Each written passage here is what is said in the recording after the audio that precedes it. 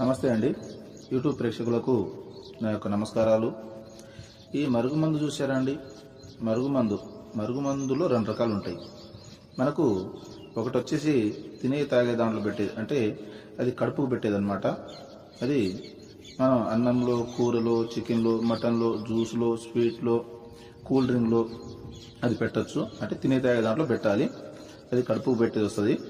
ఇక రెండోది మనకు బట్టలకు, చెప్పులకు, తలకు, వంటికి ఏదో ఒక భాగాన పూసే మరుగుమందు వస్తుంది అనమాట. అది లిక్విడ్ వస్తుంది.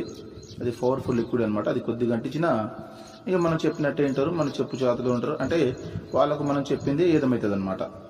దీంతో పాటు వశీకరణ పూజ కూడా చేస్తానండి. చాలా సంవత్సరాల నుంచి చెడిపోయిన భార్యాభర్తలు కానీ, ప్రేమికులు కానీ, పిల్లలు కానీ, ఎవరైనా కానీ చాలా సంవత్సరాల నుంచి చెడిపోయిన వాళ్ళని పీర్ల ద్వారా, వాళ్ళ ఫోటోల ద్వారా నేను వశీకరణ పూజ చేస్తాను. వశీకరణ పూజ చేసి వాళ్ళని దగ్గర చేస్తాను. నాకు చాలామంది చెప్పారు, గురుగారు వాళ్ళ కాడ వీళ్ళ కాడ తీసుకొని